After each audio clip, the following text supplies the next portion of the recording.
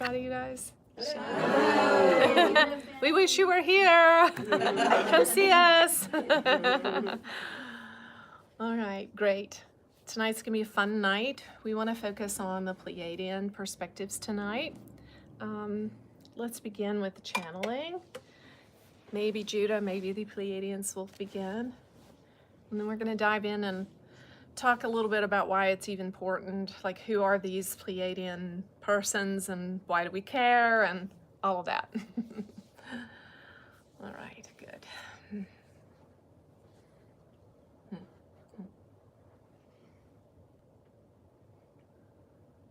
Good evening. We are the Pleiadian 90 Council of Light. It is our pleasure to be in your midst. It is our pleasure to continue our ongoing relationship with each of you, and for some of you to begin a new interchange, a new relationship. We treasure our interchange with the human family. We have invested our hearts with the human family.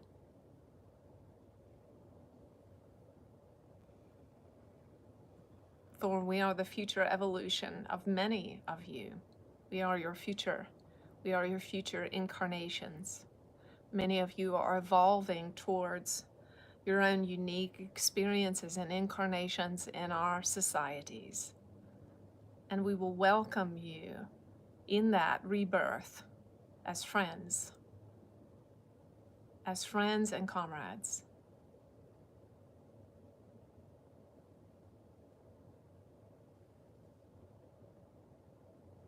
We embody so much awe and wonder at the majesty of the heavens, of the stars, of the Creator, the majesty and wonder of the journey for each soul evolving into pure light, energy. We embody what many of you think of and call heaven.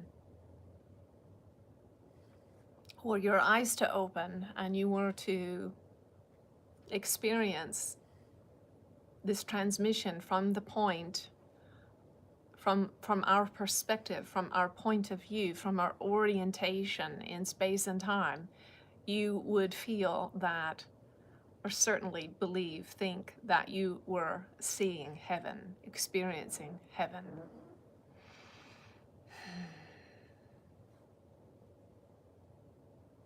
The streets of gold, the gates of pearl, the glorious flora and fauna and angelic beings transitioning here and there, these that are written of in your scriptures as descriptors of heaven by John the Revelator and others, Ezekiel. These were those who peered into the Pleiadian culture and wrote down what they saw, what they experienced in these trance-like visitations and out-of-body experiences and nightly dream states. And these documented experiences have evolved into the doctrine or dogma that you call a heaven, doctrines of heaven.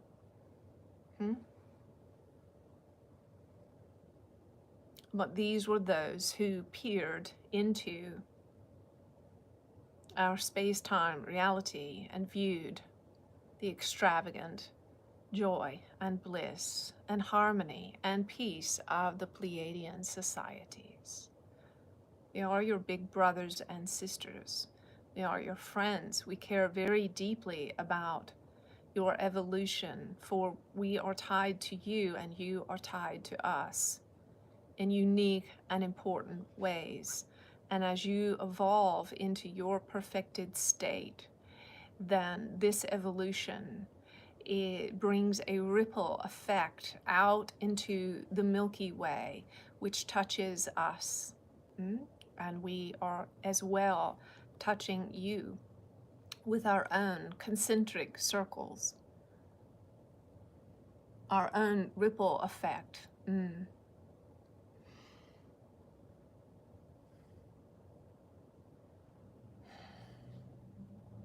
We have extravagant love, we have emotional stability, we have ancient wisdom to offer you. We have passed through the stages of evolution that humanity is currently passing through.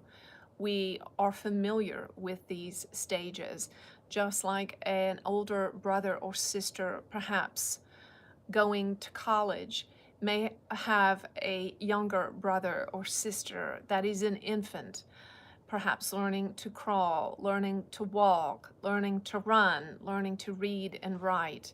We are like these big brothers and sisters who enjoy watching this young one, this young sibling grow and mature and pass through the stages, the natural stages of growth and development.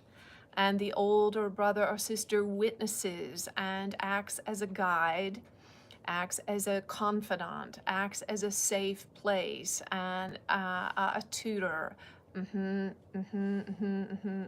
for the younger. And this is how we are for you, if you so desire. We are here. We are here to lead, to guide the way in your transformation process. As you shed what is not really you. This vessel will share many of our perspectives tonight in order for you to have an awareness of perspectives you have adopted, which are like blinders on the eyes. So allow the blinders upon your eyes to be removed as you begin to transition from those who operate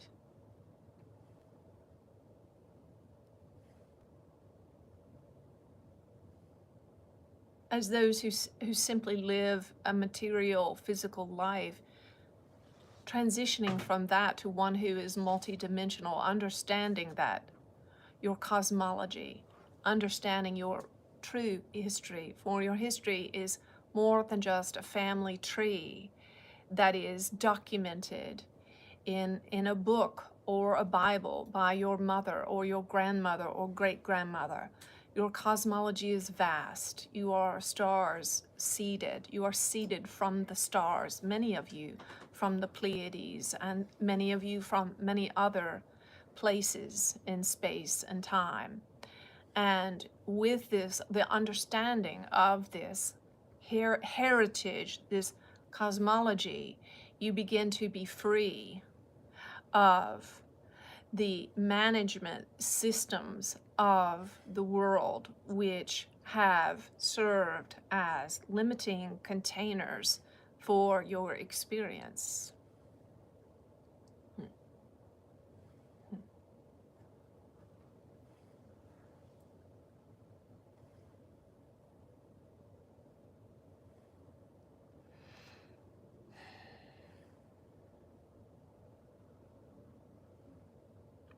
Be invested here in the energies we are bringing. We know that you feel them. They are the essence of love. We are wholly non-judgmental. We do not operate in any sort of judgment whatsoever. You are completely accepted and beloved in our eyes. You are right on time. You are in the right place at the right time. Expand now, for you're larger than you can imagine. Your mind is larger than your brain. Your mind extends out much further past your body. In fact, your mind can be expanded beyond the room, beyond the neighborhood, beyond the city, beyond your nation. beyond the earth, into the realms of the stars. You are unlimited beings, full of grace, full of mercy. You are the lesser gods, the gods of which the Christ spoke, of which the Christ also is one perfected Son. You are perfected sons and daughters merging into the Christ consciousness, merging in and expanding into the Christ consciousness.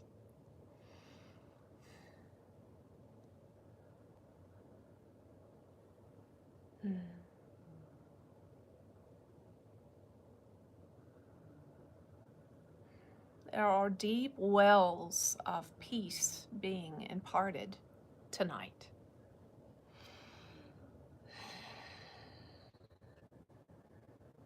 And a beautiful grace to let go, to be. May all your cells, your body parts, your thoughts, your emotions, your organs, your systems be at peace. Your environments be at peace. Be at peace. Be at peace. Be at peace.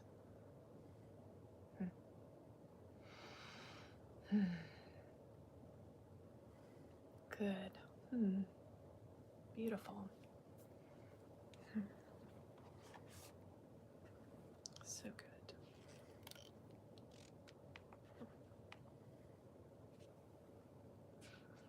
All right. You guys doing okay? Woo! I feel like a little tranced out already. How about you guys? So I'll just share a little bit about my personal experience with the Pleiadians diving in. Whenever I work with them and channel them, I just feel this deep settledness and ease, peace. They have total mastery over their thought and emotional life. And so when I channel them, I feel that. I feel all the problems just disappear. I feel completely at peace. My emotions are completely stable and easy and effortless. This is one of the primary gifts for me that they've brought, is this complete emotional stability and settledness. And they're completely non-judgmental and very gentle. Their energy is very feminine. It's, as opposed to Judah's energy, tends to be more yang and masculine, and even a little preachy and yelly sometimes. Yeah. But the Pleiadians are just so motherly and very nurturing. And I know you guys can probably feel it now, but I experience them as just this complete and total love and acceptance. All right, so I want to give some perspectives tonight about the Pleiadians because they are popular, right? They are probably the most popular, I will say, or the most talked about group of interstellar beings out there. And there are, trust me, myriads of these different kinds of beings that we can meet and talk with. But I want to give some more perspective about why they're kind of at the forefront and why they're important to our journey. So the retreat center is really close to our mountain house. And one day, a couple summers ago, I was laying out on the deck in the sun and just meditating. And I felt Guru Dev's presence just invade. And I was schnockered. I was stuck to the deck. I couldn't pick up my arms or my head or my legs. It's like this divine weight of Guru Dev just flattened me on the deck. It was so sweet. I just feel his presence, and I was just like communing and talking with him, and He's just pouring out this grace and these blessings, you know. You could really feel his presence all over that whole area out there. It's such a pure, clean, energetic place. Oh my gosh, I'm so excited. This is going to be so magical. Anyone who wants to tap in truly to their higher self, higher guidance, the angels, the God, like all of it, we are going to bring our wands. It's going to be like a little Hogwarts. Absolutely. Absolutely. The people that are coming, they're going to be practicing their magic, finding their magic, and going home feeling like, oh, I know how to do this stuff now of connecting with my higher self, being able to distinguish the real self, the soul, from the false self and what everybody says and thinks about you, and really unleashing that with the purity of being who and what you really are. The other thing that is just so cool, I know it's so beautiful over there, and the people that this draws in, I feel like our hearts are going to be just blown open. Oh yeah. Thousands upon thousands of people come to this place from all over the world, and just this whole land and area is just soaked with meditation and love and gratitude, and the scenery is unbelievable. Like the place where we'll sit outside to eat our meals overlooks this unbelievable treed gorge, and the mountains are just so beautiful there. It's enchanting. It really is going to be an enchanting, life-changing experience. I'm so grateful to do this with you. We are going to open up minds, open up hearts, and like next level of experience. Yeah, and just going from thinking that you might maybe know what your higher self sounds like to actually experiencing, oh, this is what my higher self feels like and sounds like when it's moving through me, and really feeling that connection. And also for people that want to learn how to channel or meet their angels and guides for the first time, or really want to ramp up their channeling, this is going to be a great time. We're going to practice and work together actually channeling for one another. So fun. We're going to have so much fun. It's going to be one of the most fun experiences. I can already feel it. A family reunion for the family you didn't know that you had yet.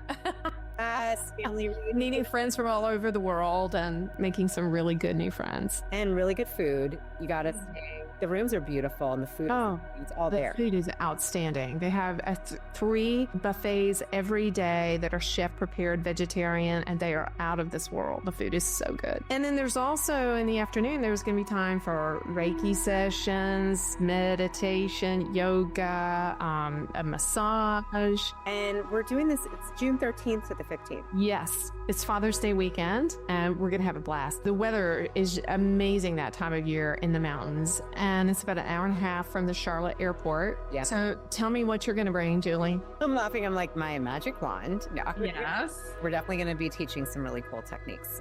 Definitely my pendulum. I will be bringing myself. Yes, most important. And I feel like, just openness, tuning into this energy. I was saying I can already feel when we start Friday night, this just really surreal, very special light energy from everyone there. And it's going to be otherworldly. It's experiential. You and I, we are not we're just going to teach it. And that, no, it's like, you got to learn how to do this yourself. This is so important. Yeah. This is not a kind of retreat where you're going to get talked at and listen to the teacher and think, oh gosh, I wish I could possibly maybe one day learn how to do that. No, it's going to be everybody empowered, all of us equanimous, equals together as brothers and sisters, elevating our consciousness together. Oh my gosh, I'm so excited. We obviously, as infinite spirit, we live in the body. Our spirit is immortal, infinite, and we live in this body that a lot of us don't always know how to balance, how to connect to our energy wheels, the chakras. And we are going to do grounding and also alignment with our chakras through meditation, through an activation. We're going to have so much fun. This is also very transformative. So don't be surprised if all of a sudden you're like, oh my gosh, I've got something I have to say. And maybe you start channeling, or you have a song, or your book comes out of you while you're there. Seriously, we are going to create the intention of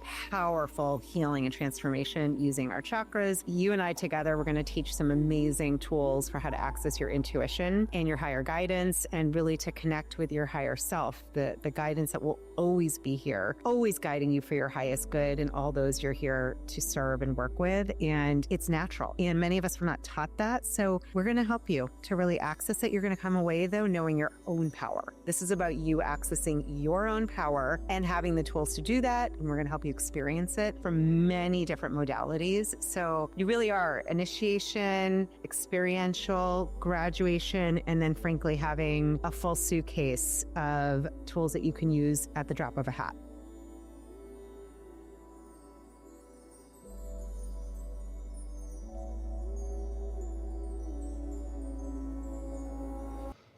So indigenous peoples from way back in our history have taught us about the Pleiadians. They were the ones who made us aware of their existence.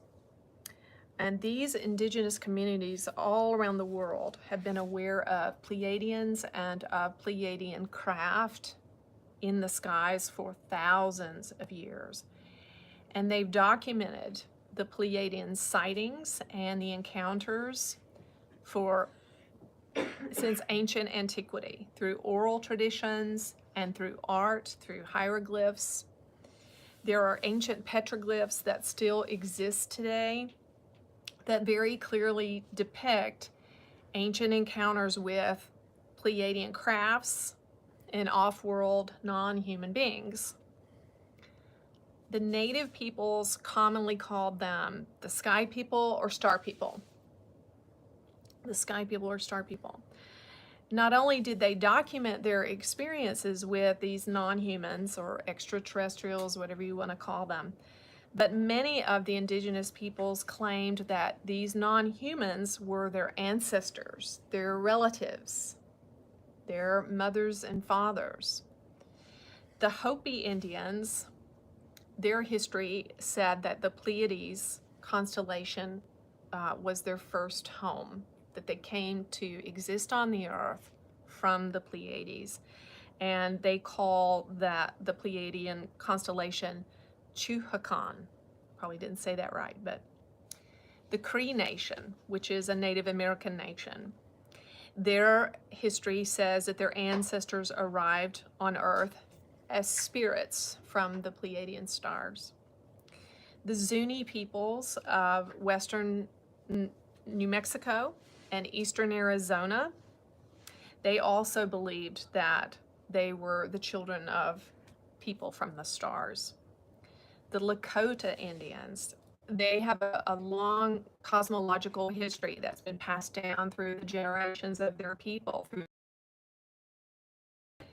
And they believed that every Lakota was born with a spirit from the stars. And they called this spirit from the stars, they call it the Wanagi. And they believed that the Wanagi then returns to the stars to be reunited with their ancestors by traveling via the Wanagi Takanku, which translates Trail of Spirits, which to us is the Milky Way. So our modern terminology for all of this phenomenon that I'm speaking of here is starseeds. This is a catchy phrase that's all over Instagram and TikTok and all that. And this is a very common thing, especially for young people. They call themselves a starseed. I'm a starseed. You're a starseed. And so anytime they meet someone shiny or unique or awake or individuated or free, they will say, she's a starseed or he's a starseed. But the truth is, likely, every person on the earth is a starseed from some place. So the earth is really a melting pot of so many vast interstellar races that souls from those interstellar places made a decision, a choice to come to earth and incarnate as a human to have a human experience. Well, why would somebody do that? Why would someone who lives in a perfected heaven-like place like the Pleiades, a soul, why would they come to earth? Well, many of these other places that exist in the universe they are heaven-like. They experience bliss and peace and harmony and perfection and connection to one another and to their societies and their landscapes and so on. But they would come to Earth because the Earth is a grand experiment in duality. What I mean by duality is it's an experiment in right, wrong, good, bad, light, dark, struggle and victory, saint and sinner. And so the Earth is a very unique experiment in that way. Well, why would we want to come to a place where there's darkness, where there's suffering, where there's war, where there's difficulty? Why? Well, one of the ways that we learn who we really are is by learning what we don't want and what we don't like. Have you ever dated someone or gone out on a date and you thought, well, that is what I don't want in a partner? Or ever been in a relationship with someone and you break up and you get out of it and you're like, okay, I'm not going to be seeing someone like that again.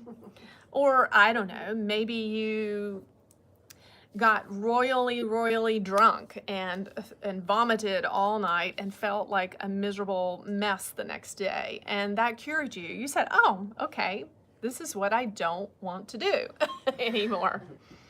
So there's something about experiencing what we don't want that helps us to understand who we really are. So even like, let's say you're looking for a job. You may not know exactly what you want to do with your life, but you might have had a few jobs that informed you of exactly what you don't want to spend your life doing, right? So this Earth experiment is a place in which we begin to know ourselves, And all of us emanates from Source. You at some point were fully merged in with all that is, with God, with divinity. And your soul separated out as an individualized aspect of God for an experience. And the light only doesn't know itself to be the light until it experiences itself in darkness, and then it knows itself as a light. The Lakota people also had a saying, mitakuye, or yasin, which translates, we are all related or we are all connected. So it doesn't mean that we're the same, because we are not. Each one is having a very unique experience. Even here tonight, I'm saying certain words, but each one of you will hear something completely different from what I say. If you've ever not been sure about this, if you have a partner, you know that this is true. Like many times I'll tell a story and Chuck will say, that is not at all the way that happened. Where did you get that from? Okay, so we all have our own unique experiences, but yet we're all still connected. One of the precious treasures of near-death experiences is the understanding of this that we get. I heard a story once of a young woman who died suddenly in the hospital, and as she died and was coming up out of her body, she looked down at the hospital and she saw a light in every room. She saw every body in every hospital bed, every nurse, every doctor, every patient. She saw their soul as a light, and she saw a thread connecting each and every one of those lights, those souls. So this is one of the there's so many lessons that we learn from near-death experiencers, but I thought this one was especially powerful. Her first understanding was, coming out of the body, we're all connected. Judah has also spoken about this, that the human family is a vast melting pot of not just human ethnicities, but star-seeded humans from every conceivable part of the universe. So think about even like the United States, or even in the city, or I remember once being in Toronto and the cab driver told me, oh yeah, there are 90 different languages spoken in our local high school. Think about that. So when you think about, we have stereotypes about what a Canadian might be like, right? But the truth is, they're a melting pot of all different types of backgrounds. And America's a melting pot of so many different types of backgrounds and perspectives. And so when we talk about the Pleiadians, we have to understand that there's multitudes of them, and they all have unique personalities and perspectives as well. So we don't want to pigeonhole them too much in that way. So some general information about the Pleiadian races. They are one of myriads of these interstellar races, which are now coming into our awareness.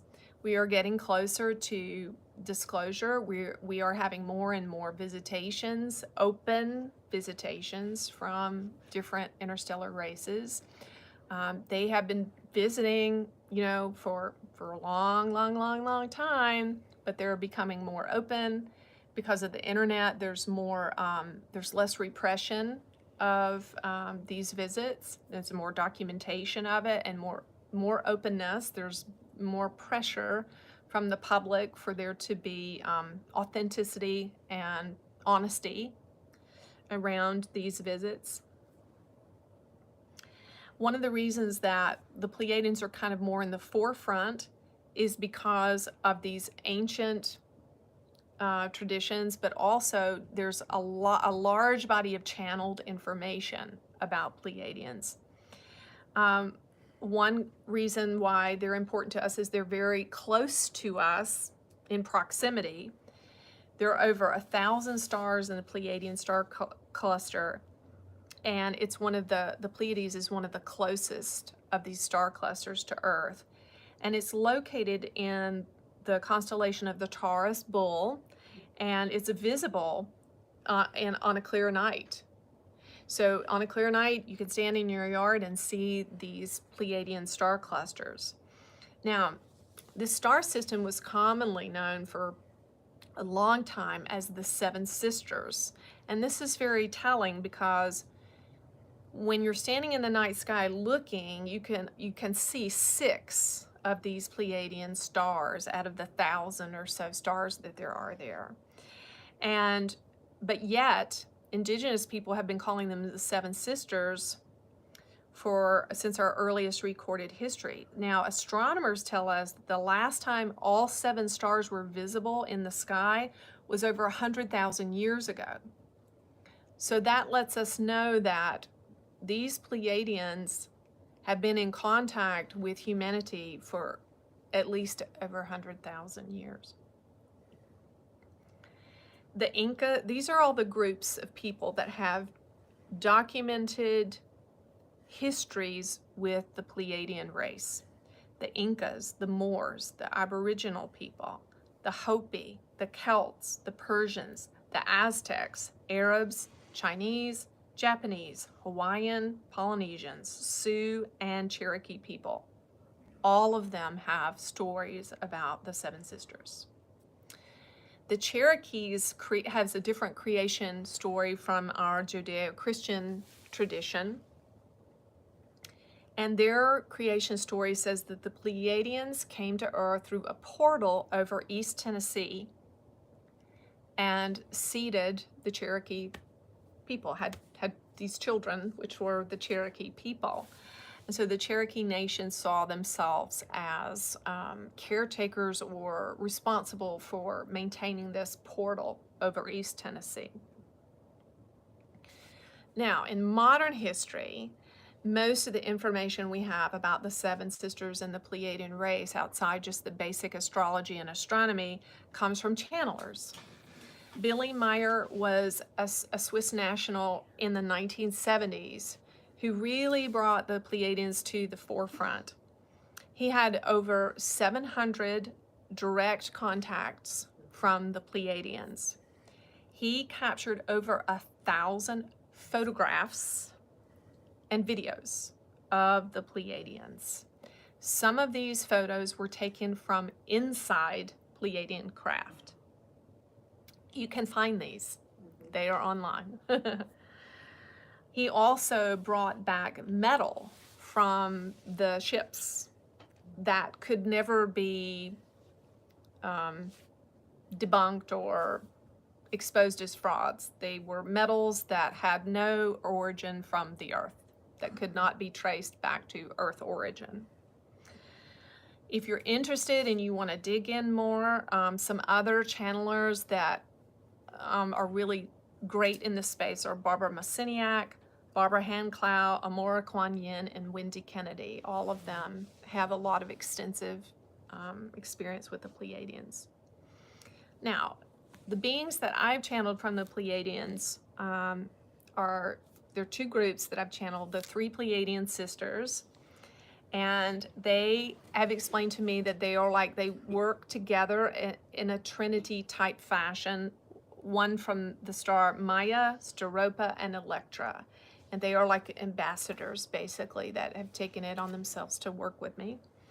And then the 90 Pleiadian Council of Light, which is a larger collective of Pleiadian beings that spoke. They were the ones who spoke earlier.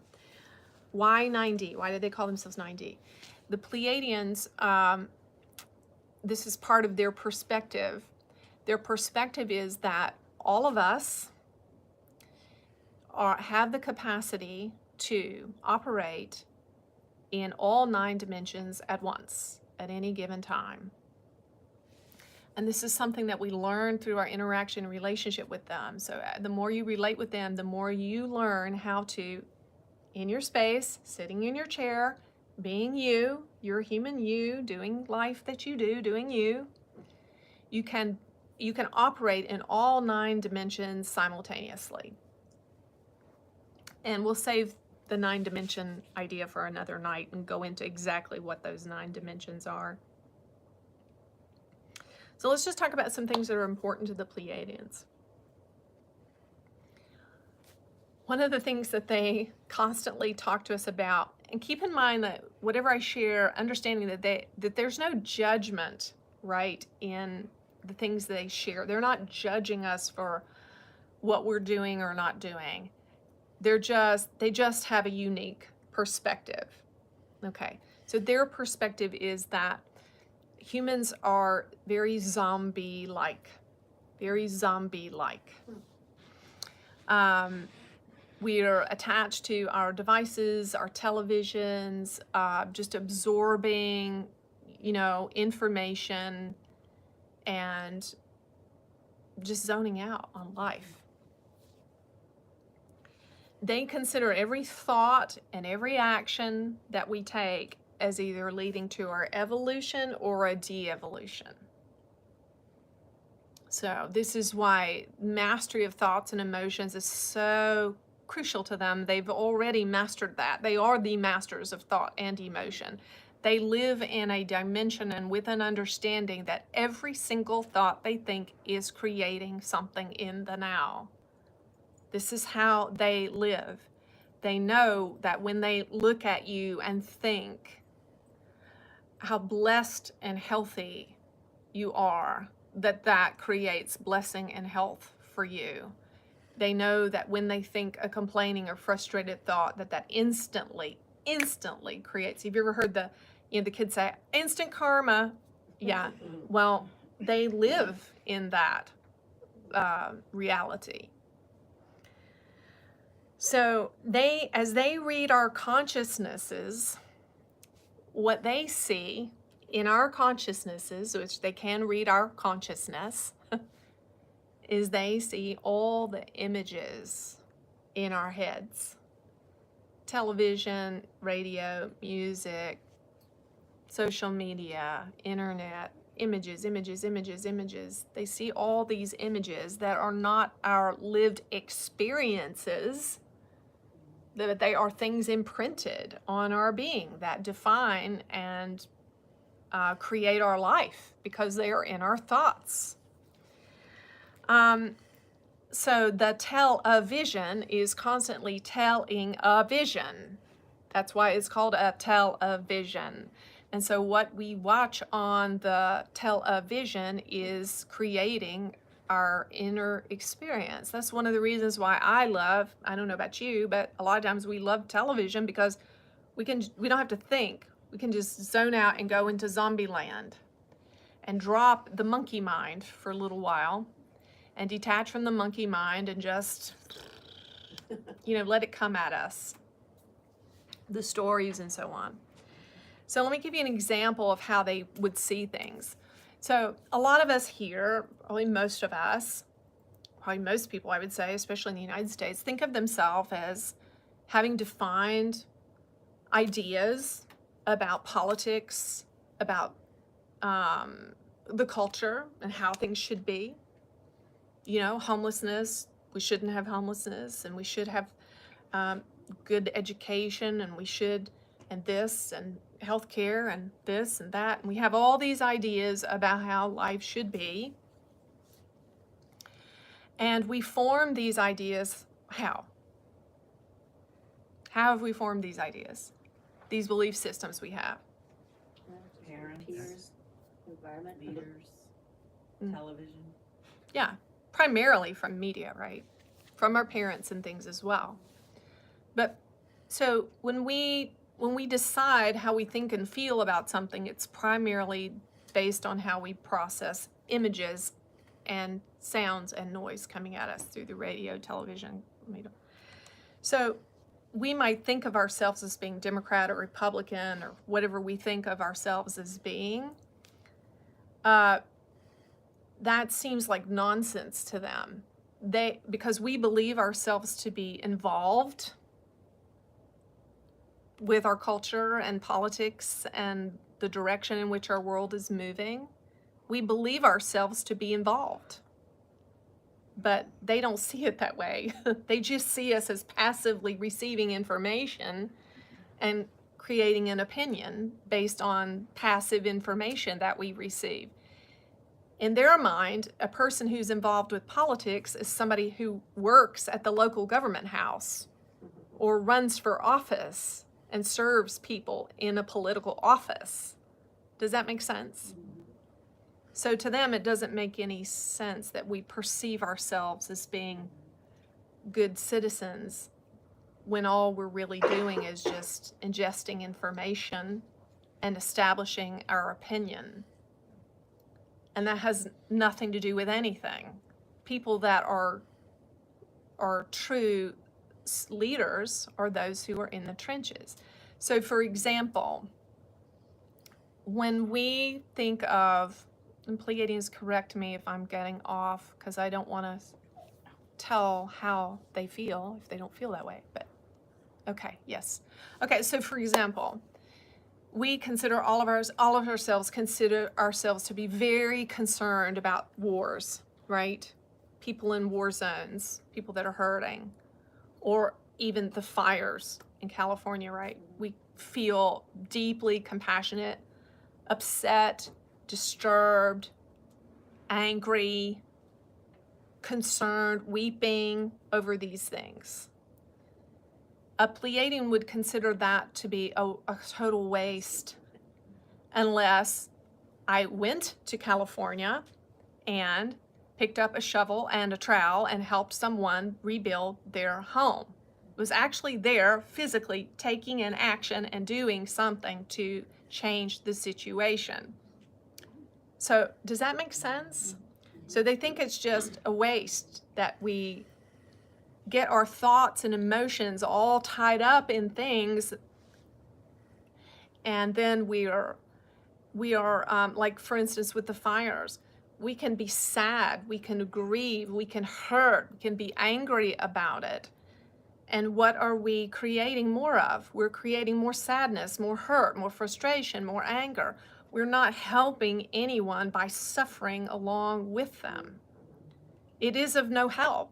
It's actually a devolution rather than an evolution.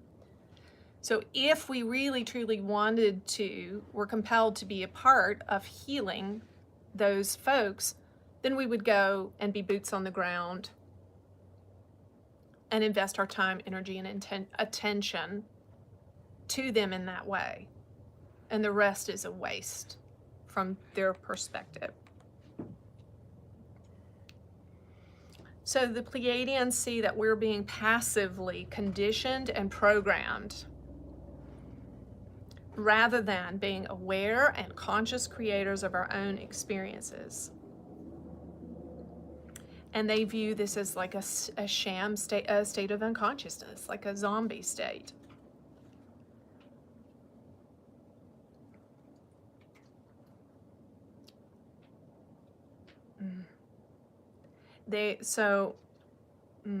Let me just roll down. So in the history of cosmology, it was the Anunnaki who had ill-advised intentions to control us.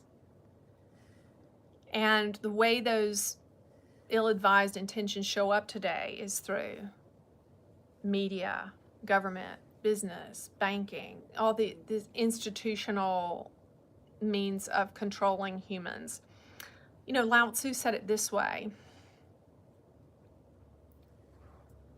if you drop the rules, you'll find people naturally gravitate towards fundamental well-being. And the more hands-off we are, the more people will naturally gravitate towards freedom. The Pleiadians are masters of they're highly technologically advanced, but their technology is primarily their own soft technology. So what do I mean by that? So the technology in the Pleiadian culture has been centralized to one data bank of information in Alcyon. And the young there, basically all of them, can have access to any information they want and need through their own inner technology. Does that make sense? So they're not tied to devices like we are. So if we were able to let go of our devices, we could tap into this inner knowing, this inner technology, this inner connection. So our addiction to our devices and our technology basically is keeping us dumb and is hindering us from our telepathic abilities. So the Pleiadian children just are innately, intuitively, constantly using their telepathic abilities. And they believe that we have this same capacity as well.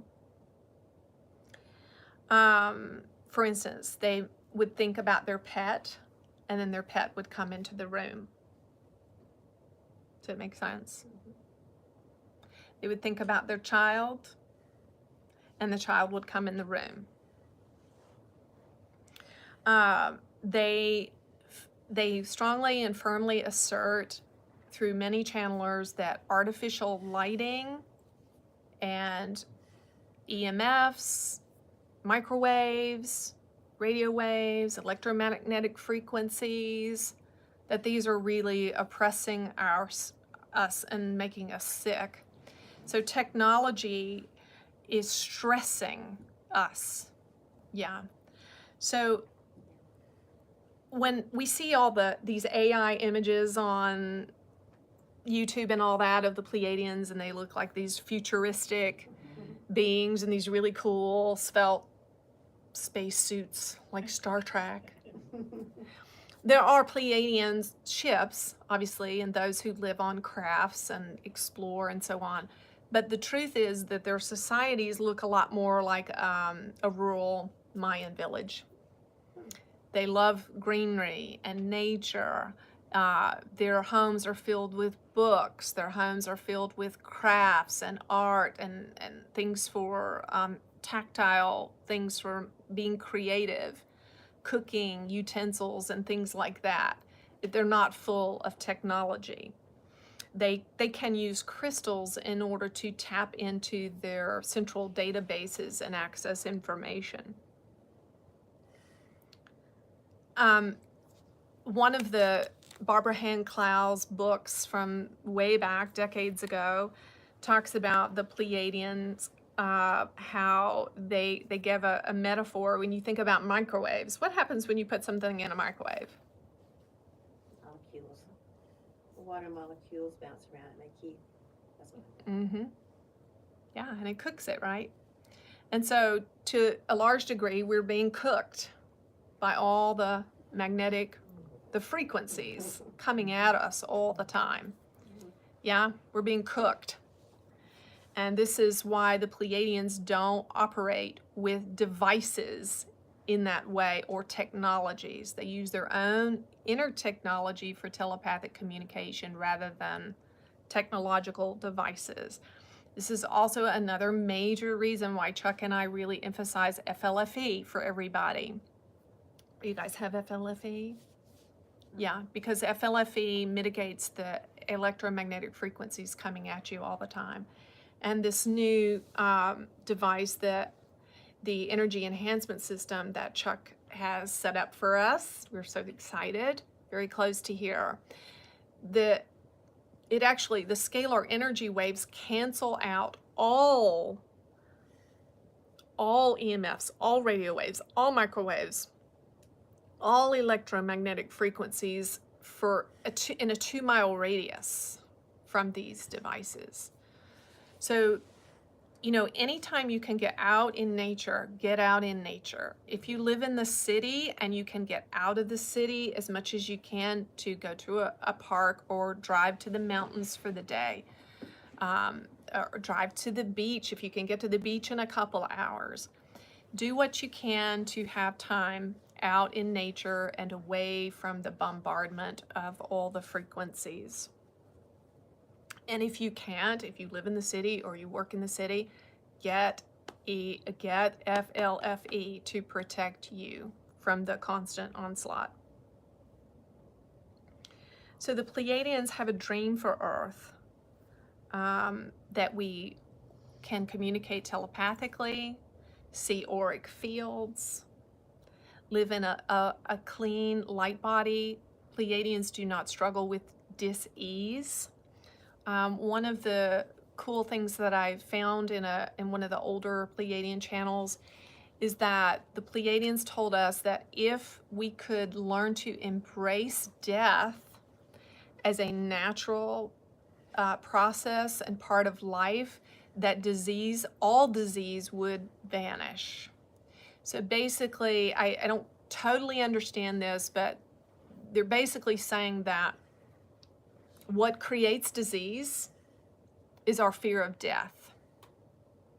And were we to completely conquer our fear of death, there would be no more disease. So every disease is a manifestation of a fear of death, basically, is what they're saying. The Pleiadians share that the birth of Christ was a 0-point clearing for humanity. Very important, a 0-point clearing for humanity, a start over, a do-over, a brand new beginning. It was fascinating because I keep bumping into Jesus and the Pleiadians together. And so I've been kind of curious about this. So I asked, I said, Judah, is Jesus Pleiadian? And I was told that's a big yes. So, and there are others who have kind of put that out there, that Jesus incarnated from the Pleiadian culture.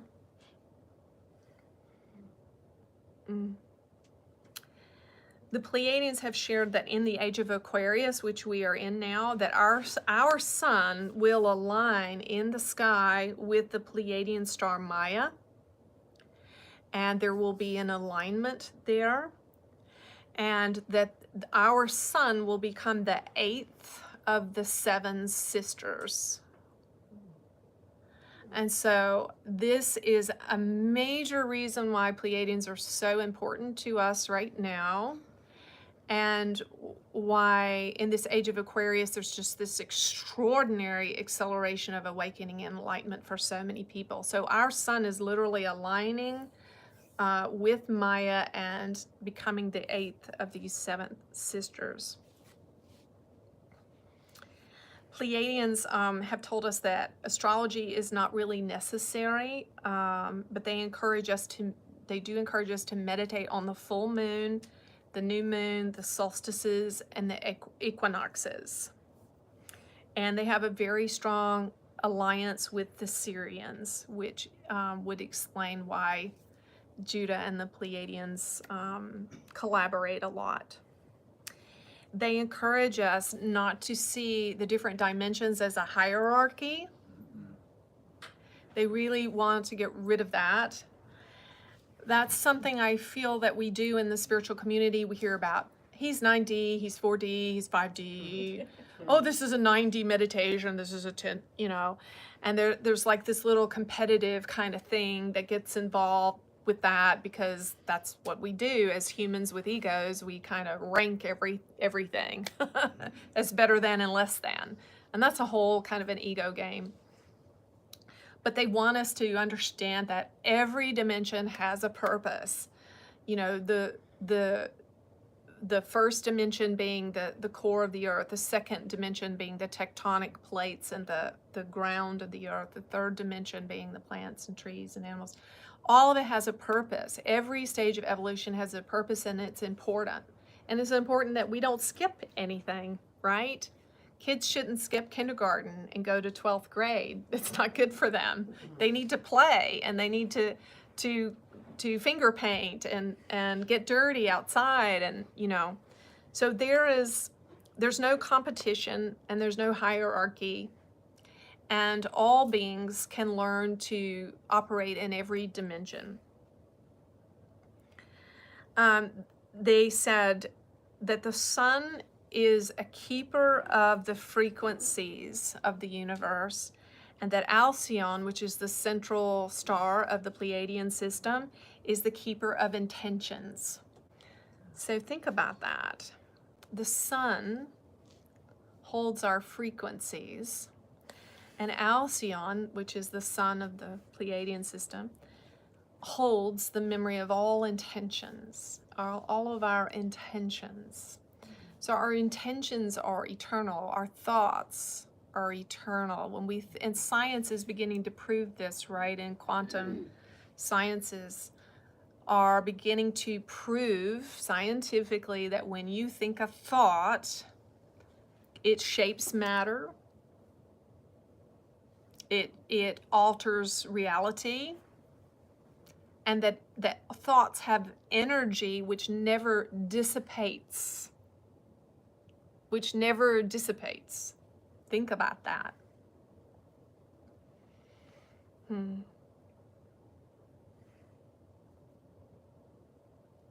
Good. I think that's a good place to stop. Any questions or thoughts? I'm not as deep. I will say this about myself. Because I'm new to this life, you know, I've been doing this a few years. I don't have the deep background in cosmology that I'd like to have, so I feel like I'm constantly playing catch up on these things. So I'll tell you if it's things that I don't know, and I'll do my best to give you a good answer. Yeah, go ahead, sweetheart.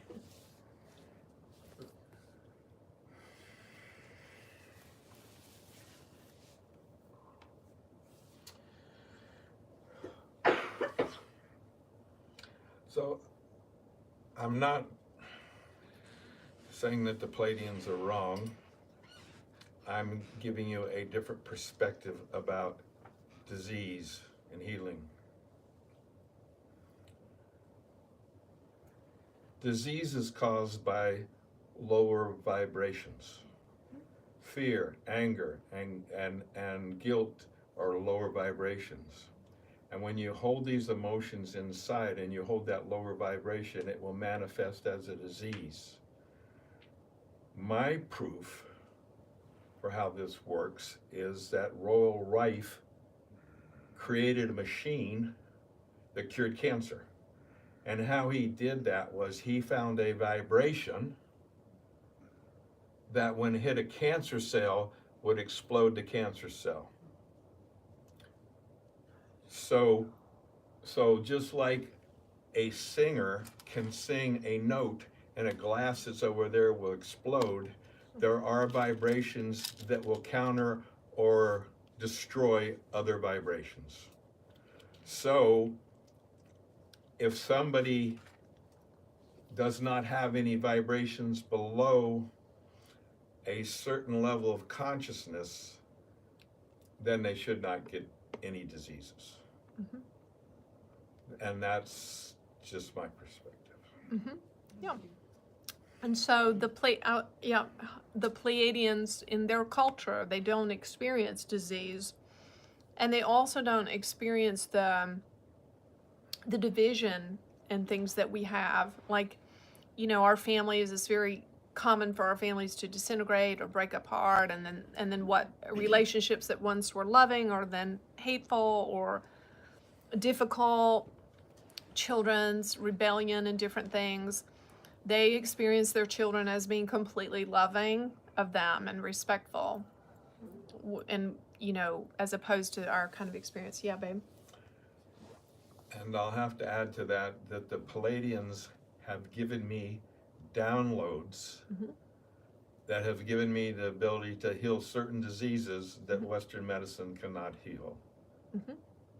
Or there are no ways of healing it knowingly now. Yeah, and one of our earliest experiences with the Pleiadians, and Chuck and I do some channeling at home, and we don't share most of that. Sometimes we do, but Because they chew me out most of the time. and every now and then I get it, but Chuck gets the.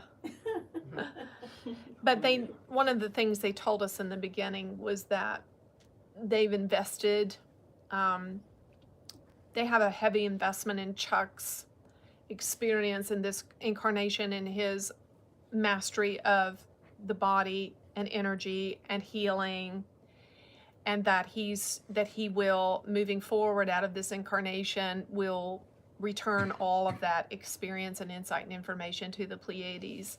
And he is a 998 on the Hawkins map in healing. So he's a wealth of information and insight and wisdom on healing. Okay, questions? I'll say it. I don't know. Anyway, it seems so big, my thought and the questions. I feel like, or I wonder why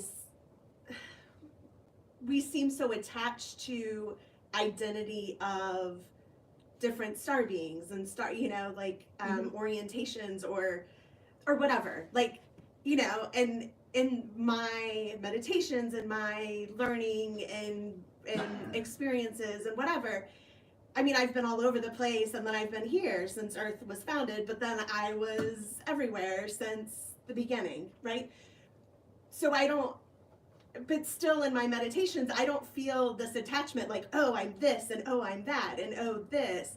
And it just makes me wonder, I mean, maybe my experience isn't, you know, what other people experience. I feel like we all experience different things, but it just, if we're only in this body for this limited amount of time, the identification of this body as opposed to my identifying as spirit, if we're all from spirit and we're all from source, then it just seems so odd to me sometimes why we're attaching to an identity that's related to our physical being. And I know, you know, and some aren't, you know, like I'm talking physical, like we're in 3D bodies right now, and others are evolved and, you know, and vibrating at different vibrations, and so we're not this 3D, you know, but it's still, I just wonder about the Is there a Am I question? making Is there a sense? question in there? Yeah. See, what everybody here chose to be here at this time. Right. This is a mighty powerful time, and we've all been Pleiadians, and we've all been Syrian, we've all been done all that. Right. And we might pick up a little bit of a flavor to one. We might have liked this group better, so we might have a connection to that. The thing is, in order to play this game, we have to forget that we're God. We have to forget we're a piece of God. You can't play this game if we remember we're a piece of God. Right. So God, we're all a piece of God that is seeing things in a different perspective. Right. You see life in a different perspective. I see life in a different perspective, and we certainly see life in a different perspective. And so it's like the story of the elephant. I don't know if you guys know about the blind man and the elephant. Mm-hmm. So right now, you are seeing life as a female. You might have you've seen it as a male, you've seen it as a prince, you've seen it as a murderer, you've done that all. And what's happening with this group here is that we've played we've all been here a million times. We played every game there is to play. And so now we're saying, you know what? I'm tired of playing checkers. I want to play chess. So I want to move on to the next dimension where we don't have a physical body, where we can manifest instantaneously, and where we can do a whole different set of things. And then when we're done with that, then we'll move up, and we'll keep moving up, and we'll keep moving up. Because there's different things we'll learn and we can do at different dimensions. And we can, at any time, go to any dimension we want to. We just kind of got this idea that it's, you go up that way. But we're doing this, we're in service to God, to help God see, if God is the only thing there is, then how does God know what God is? So God says, I want to see what everything is, and so he sees life through you, what it's like to be you, what it's like to be me, etc., etc. And we're sending information to the soul, which moves on to God, and there's no ending to that, because the more we create, the more God can see. Does that kind of help with your question? Yeah, because you're saying things that I've known, right? And then I start thinking about other things, and then I'm not putting them all together sometimes. So I appreciate that and the perspective, because I get sometimes, especially being here, and like I'm feeling, woo, I'm way up here right now. And so then I forget about, we're identifying, experiencing, this is all play, this is... Right. Yes, thank you. And most of us here have chosen to be here at this point in time because we do tend to have a higher vibration and have had more experience on different dimensions, and especially the fifth dimension. And some people call it dimension, they call it different things, who cares what it is. But anyway, and so what happens is every time you go up in consciousness level, you raise the consciousness of the planet. So the more conscious people that are here, the higher the consciousness of the planet, so the easier it is for people to raise in consciousness. And this is one reason why now there's a lot of people leaving the planet, and a lot of them are lower conscious people, because that helps raise the consciousness of the planet. And there's no judgment about anything. We've all been low consciousness, and we all will be. A lot of times we think we have to get over judging things, because I love this story about Hitler. It's like one day God was talking to a group of souls and said, I need somebody to go back to the planet and do this horrible thing. And I know they're going to be hated and everything, but we need somebody to open up this wound so everybody can heal from this. Who will do that? And Hitler says, all right, I'll do it. And we all hate Hitler, but he served a purpose. There's a reason for everything. And so that's why they say if you want to go in the fifth dimension, you have to quit judging. We just can't judge because we don't know. We don't know. Yeah, and that's... There has to be dark energy in order to be light energy. Yeah, and the beauty of, why do we even do a night like this? Why talk about these beings that we can't see, touch, taste, feel? Why? Because they exist and they have a unique perspective of our lives and our experience that we can grow and learn from. Because I'm guilty. This week when I was reading some of these Pleiadian channels about Zombieland, I'm like, wow, that's me. I think because I watch the news about the war, or watch or engage in the rhetoric around politics, that I care, well, I've deceived myself. That's a deception. That's a delusion. Unless I'm down at the voting booth, registering people to vote, or running for office, I don't really care. I've deluded myself into thinking that I care. And in truth, I'm just a zombie absorbing information and giving my time, energy, and attention to things, but not really doing anything about it. So that's the point. And one of the reasons why I love channeling Judah is because, to me, I know I'm biased, but I feel like Judah has a really great way of helping us understand why we're doing these things and keeping it elementary and grounded and applicable to our life. Go ahead, Kent.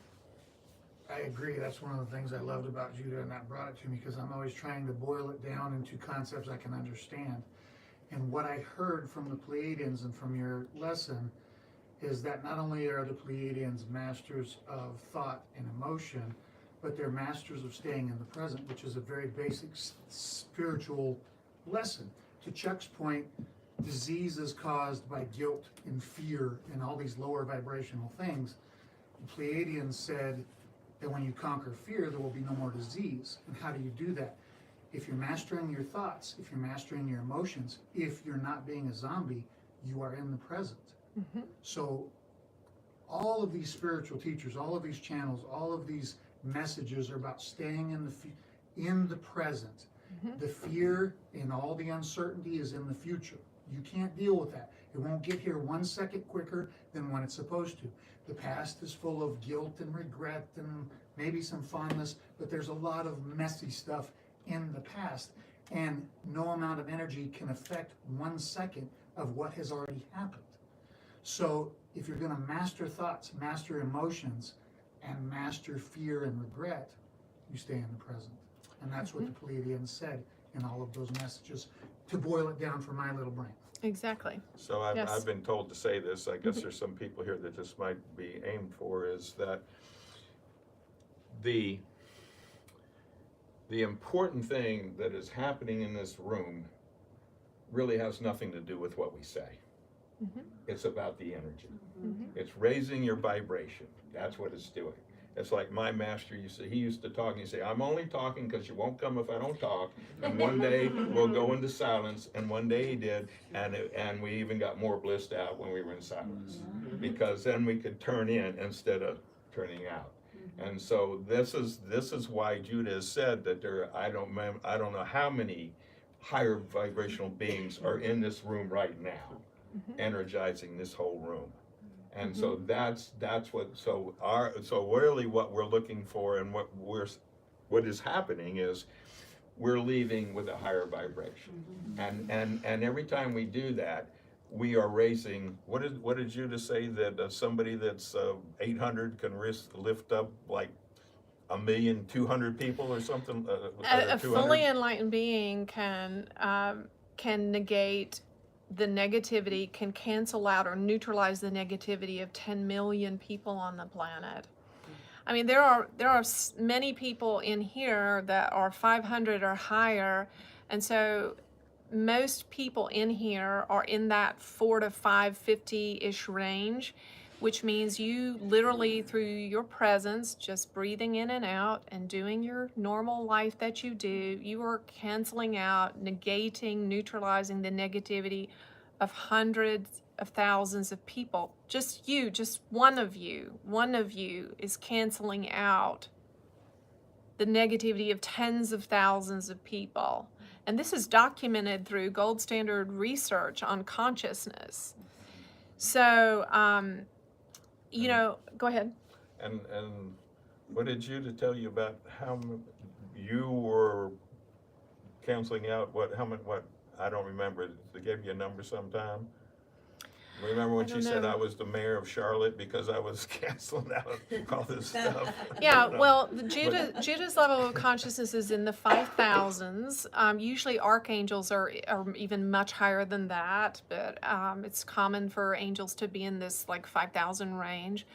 I have a feeling that Pleiadians, I have a feeling that many, many, many people on the earth have encountered Pleiadians and thought they were an angel because they are so high in their frequency.